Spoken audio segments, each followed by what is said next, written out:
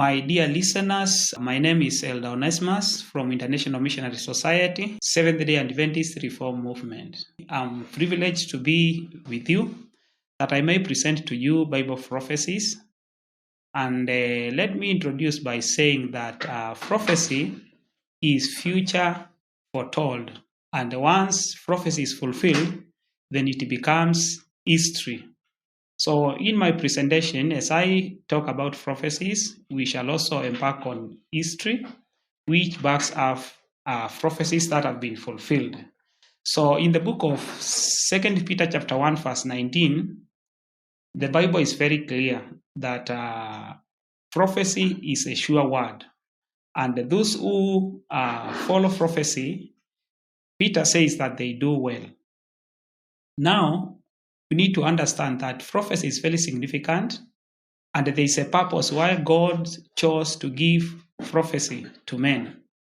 In the book of Amos chapter 3 verse 7, it is very clear that God will never do anything before he reveals it to his servants who are the prophets. And that is why when Jesus was on earth, we know that Jesus occupied three offices. He occupied the office of a prophet, the office of a priest, and also the office of a king. While on earth, he occupied the office of a prophet, and he did speak many prophecies. Later, he went to heaven. He is occupying now the office of a priest, and afterwards, he will come back again as a king. So when he was on earth, he gave many prophecies. We know the book of Matthew chapter 24, where Jesus spoke of prime prophecies touching the last days. And in the book of John chapter 14, verse 29, Jesus spoke to the disciples and told them that now I have told you before it come to pass, that when it come to pass, ye might believe. So Jesus spoke many prophecies as a prophet. Now, in my episodes, I will begin by covering some of the interesting subjects that we have in our time. Many Christians have a question that is not answered. Why we have many churches, many religions, especially Christian churches, while we know that God is supposed to have one church. To my surprise is that the Bible, as just we have seen in the book of Amos chapter 3 verse 7, God will never allow anything to take place unless he reveals it. That is why the Bible has answers for everything. Those who have been asking themselves why we have so many churches today, you'll agree with me that in the book of Isaiah chapter 4 verse 1 gives the reason. Isaiah says that in that day, 7 women shall take hold of one man, saying, we will eat our own bread and wear our own apparel. Only let us be called by thy name to take away our reproach. So this is a prophecy. As you know, Isaiah was a prophet, and he prophesied of our time, because he said, and in that day, which day? In these last days. And they did say that 7 women shall take hold of one man. Remember, in prophecy, a woman is a symbol of a church. And then in the Bible, we have told women, pure woman representing the church of God, as we see in the book of Revelation, chapter 12. And also we have another woman of Revelation, chapter 17, a harlot, who is a symbol of a false or an apostate church. But now here we see 7 women who are really taking hold of one man. The one man mentioned there automatically refers to Christ. And then this is just to say that 7 churches will want to hold upon Christ. And the prophecies continue to say that they want to eat their own bread, wear their own apparel, and just be called by the name of Christ, so that Christ may take away their reproach. This is symbolic because the bread is a symbol of the word of God. In the book of John chapter 6 verse 35, that one we can find it there. And also an apparel is a symbol or represents character or works of God's people or the saints. In the book of Revelation chapter 19 verse 7 and verse 8, the reference is there. So now, my point is that in these last days, Isaiah prophesied that there shall be many churches who will call upon themselves in the name of Christ, so that Christ may take away their reproach.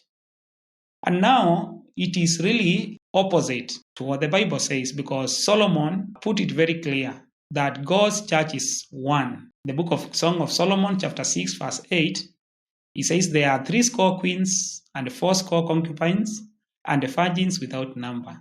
Then verse 9, my dove, my undefiled, is but one. She is the only one of her mother. She is the choice of her that bare her. The daughters saw her and blessed her. Yeah, the queens and the concubines, and they praised her. So Solomon is very clear. She is talking of many queens. These are women. Concubines are women. So prophetically, this verse refers to churches, many of them. But the one that belongs to Christ is just but one. Now, as we see, not only in the Christian world we have many churches, but when we come into the Adventist dispensation, we have also seen many other splinter groups from the Seventh Adventist Church, which we believe is the God's true churches in these last days. And for sure, it is not something that God did not see. And he spoke through Sister White. And Sister White gives us an hint that there shall come out many groups of Advent believers. In the book of Early Writings, page 124, paragraph 2, she says the different parties of professed Advent believers have each a little truth. But God has given all these truths to his children who are being prepared for the day of God. He has also given them truths that none of these parties know, neither will they understand. Things which are sealed up to them, the Lord has opened to those who will see and are ready to understand. If God has any new light to communicate, he will let his chosen and beloved understand it without going to have their minds enlightened by hearing those who are in darkness and error. So, Sister White already hinted in the book of Early Writings. Remember, the book Early Writings is among the first books that Sister White wrote, even before there came another splinter groups from the Seventh Adventists. And she said that there are different parties of professed Advent believers. And she says that each has a little truth, but God has given all this truth to his children, his only church, who are being prepared for the day of God. She also saw and predicted that in the Adventist church, there shall come up various independent groups, and they will split from the mainstream, and they will operate independently. Some may think that this will be recognized as part of God's church, but not. So she says some have advanced the thought that as we near the close of time, every child of God will act independently of any religious organization. But I have been instructed by the Lord that in this work there is no such a thing as every man being independent. So even with the many split groups which are independent, Sister White says this is not acceptable. This is from Testimonies, volume 9, page 258, paragraph 1. So the big question now remains, how can we prove that in these last days that the Adventist church was the only true and the chosen church of God? Let me say that there is a very big relationship between or parallel between the Seventh Adventist church and the history of the children of Israel as God's chosen people or church in the Old Testament. Let me draw some few parallels to compare the children of Israel and also the Seventh Adventist. Number one, Israel was called out of Egypt. The Advent people were called out of spiritual Egypt before 1844. Now, mighty miracles were performed by God during the deliverance of Israel as signs to his people. What happened to the Seventh Adventist as before it began? Many mighty signs in nature ushered in the prophetic time of the end, like the Lisbon earthquake of 1755, the sun and moon getting darkened in the year 1780, and also the falling of stars in 1833. All these were signs meant for the Advent people. The Israelites left Egypt after the miracles, and also Adventists left the fallen churches in 1844.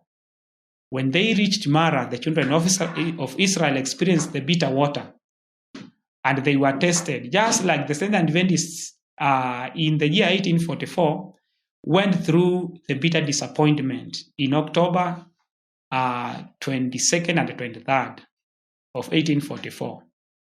The children of Israel were given Moses as their prophet. The Seventh Adventists were given Ellen Ammon White as their messenger. Then the 10 commandments were given to the children of Israel in Sinai. Also, the Adventists received the light on the law of God in the year 1848. Jethro proposed organization to Moses. Seventh-day Adventists also were organized to a church in the year 1863. Then also two faithful spies, that is Caleb and Joshua, believed God's words that the Israelites could take the country, and they were rejected by the people. This also we find Elder Jones and the Wagoner presented Christ our righteousness message in 1888, and they were also rejected. The Seventh-day Adventists were given, the children of Israel were given manna, a symbol of the earth, and also other earth laws. The Seventh-day Adventists were also given earth reform in the year 1864. Point number 10, you realize that Dathan, Korah, and Abiram rebelled against the leadership of Moses. And we also find that Kellogg also brought crisis, a rebellion among the Seventh-day Adventist Church in the year 1895 to 1905. And in this crisis, the church lost 4,000 members. Lastly, Moses died before reaching the promised land. And in our Adventist history, we also see that in 1915, Sister White died. And this was a very critical moment that she died when the prophesied reform movement had not yet occurred. Remember, Moses died shortly before the children of Israel were almost about to enter Canaan, and they needed him. The same way, Sister White died shortly before the beginning of the prophesied reform movement, which takes place in the period of the First World War, beginning from 1914 to 1918. And then, lastly, let me say that Moses left the book of law, and which remained valid for the people. And also in our dispensation, we have Sister White, who has left with us the testimonies. And these testimonies are valid even after our death. And his church, God's church, and his people are benefiting from our writings. So, the Seventh-day Adventist Church was prophesied. And there is no way we can dispense with that, because God's true church must have three main characteristics. Number one, it must have been prophesied. Our origin, the way it comes into existence, it must have been foretold in the Bible by the prophets. Just as we see that in the Old Testament, before the coming of Israel as a nation, in the book of Genesis chapter 15, we see Abraham was promised that his generations shall be blessed and shall be a great nation. And this we find later through the generations of Abraham come to get Isaac, Jacob, and Jacob now becomes the 12 sons. The 12 sons compose the tribe of Israel, which was the nation and also the church of God in the old dispensation of the Old Testament. And now in our time, we have Seventh-day Adventists being called, as we have seen from the parallels, as God's people in these last days from 1844. They were prophesied, and the Bible has 7 prime prophecies that directly related to the Seventh-day Adventist Church and their existence. So beside prophecy, the church also must have a correct history, because the church of God is one, all from Genesis. It only has remnant and remnant and remnant from period to period. So the church of God does not just come in from nowhere. The church of God always exists, and the remnant carries on from generation or from age to age. And that is how the church of God has existed all through from Eden to the second advent of Jesus. And that is why today we are very proud to say that Jesus Christ was a Seventh-day Adventist. We are also Seventh-day Adventist. Adam was also a Seventh-day Adventist. So we all belong to that particular one church of God, which stands in all ages. So in these last days, we have Seventh-day Adventists fulfilling Bible prophecies that were already predicted in the Bible. And this is what we are going to go through. Maybe to mention the last point is that the church of God will have to teach true doctrines. In the book of Isaiah chapter 9 verse 20 says, to the Lord, to the testimony. So the church of God will have to teach true teachings of the Bible, Timothy says that the church of God is the pillar and the ground of truth. So it will teach us, or we shall know it by having pure and true doctrines.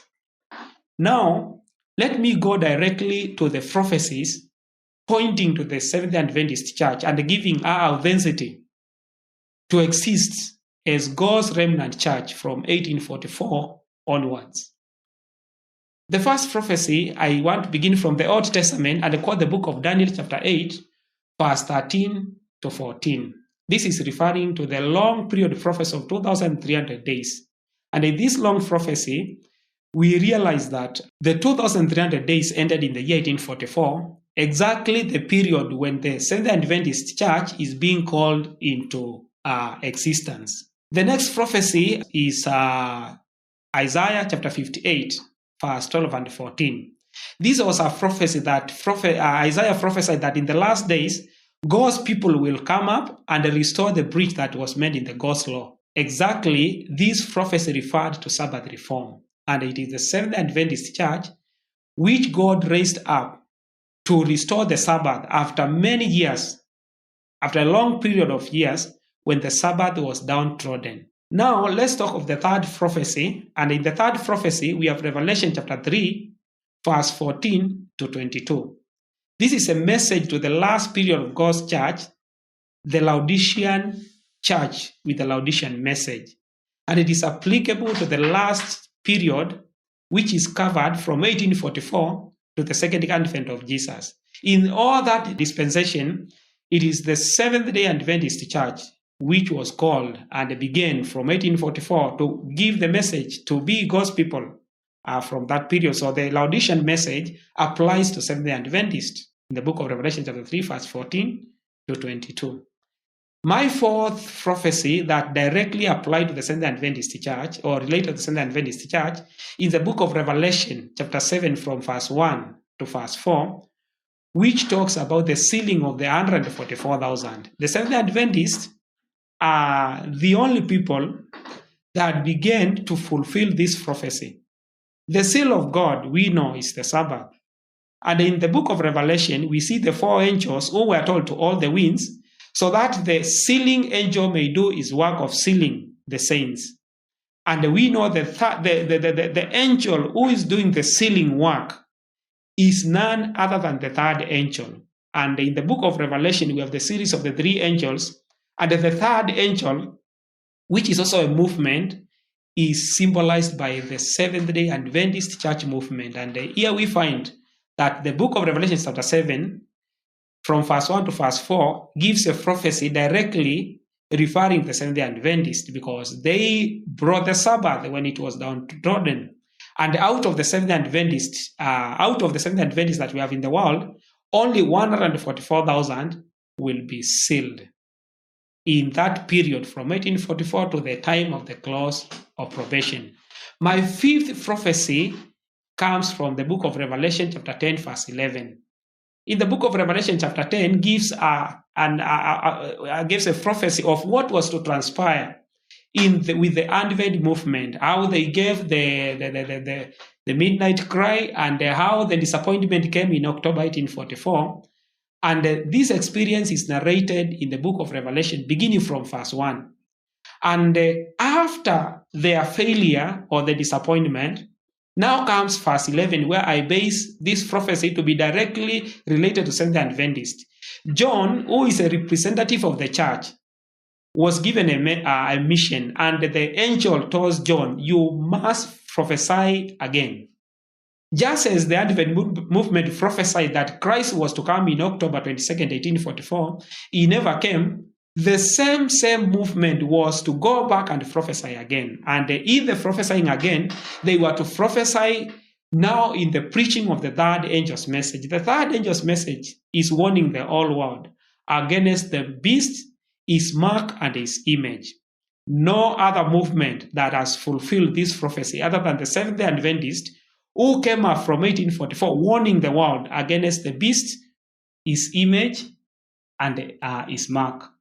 So we find that the beast is papacy, and the image of the beast is false Protestantism, and the mark of the beast is Sunday worship, which is honored in the all Christendom. So this warning God gave to Seventh-day Adventist Church to warn the world against following Sunday worship, which was instituted by papacy. And as a result, God is using the Seventh-day Adventist Church to call the whole world back to Sabbath keeping, which is of the fourth commandment, and not only to the obedience of the fourth commandment, but to obedience of all the commandments of God. And that is why at the conclusion of the third angel's message, we have the clause that all those who will eat this message, John saw them and said, "Here is the patience of the saints. Here are they that keep the commandments of God and the faith of Jesus." So God's people, God's church in the last days is keeping all the commandments of God, and they have the faith of Jesus. So the third angel's message is to call the world to keep the commandments of God and have the faith of Jesus. Now come in the book of Revelation, chapter 11, verse 19. There we get our sixth prophecy related to the Seventh-day Adventist. In the Bible, in the book of Revelation, we have the 7 seals and we have the 7 trumpets. Right now, we are living in the dispensation of the 6th seal, but at the same time, we are living the period of the 7th trumpet, which began to sound from the year 1844. In the book of Revelation 11:19 says, "The temple in heaven was opened, showing the ark, and the one who was given this vision is Sister White." In the year 1848, Sister White was given the vision, and she saw the 10 commandments, and from that time, they understood the time that we are living. So the book of Revelation 11, verse 19, refers to the vision of Sister White, who is also among the pioneers of the Seventh-day Adventist from the year 1844. My last prophecy is in the book of Revelation, chapter 14, from verse 6 to verse 12. And this is none other than the 3 angels' message. Many Adventists have thought that the 3 angels' message are to be preached in a wholesale, all at once, but each message has its own time. The first angel message was preached at its own time, and that is from 1833 to 1844. The second angel message comes in from 1844 around March to October 1844. Then after October 1844, now comes the third angel's message. So each angel has his own message and has a particular time, not that all were preached at once. So the Seventh-day Adventist now fulfills the prophecy that they are the movement who will preach the third angel's message, though they are to include the first and also the second angel's message. And here we find that the Seventh-day Adventists are now giving the third angel's message is from 1844 onwards. Now, I would like to say that one thing is now amazing, that the Seventh-day Adventists have been given the message, they have been preaching it from 1844, but now we see in this period, not only Seventh-day Adventists, there are so many splinter groups for the Seventh-day Adventists who are also giving this message. I would like to say that if the Seventh-day Adventist Church could not have failed in giving this message, there could have been no need for another movement. And that is why in my next episode, I will present to you what happened, what necessitated for there to come another movement to help in giving this message. This is none other than the angel of Revelation 18, who joins the third angel in giving the third angel's message. The angel of Revelation 18 is what I will speak in the next movement, in the next episode, just to show that the Seventh-day Adventist Church was prophesied. It began very well, but somewhere on the way, they tamed the message, and this necessitated the coming of another angel who will help to give the third angel's message. And in my next episode, I'll also reveal why we have so many splinter groups and whether these splinter groups are prophesied, whether God is using them as their true church or not. So may God bless you as we prepare to meet in our next episode, where I'll now carry on the task of revealing, when the Adventists now failed, whom did God choose to take the message forward? Because the message of God must go forward all through. May God bless you till we meet in our next episode. Amen.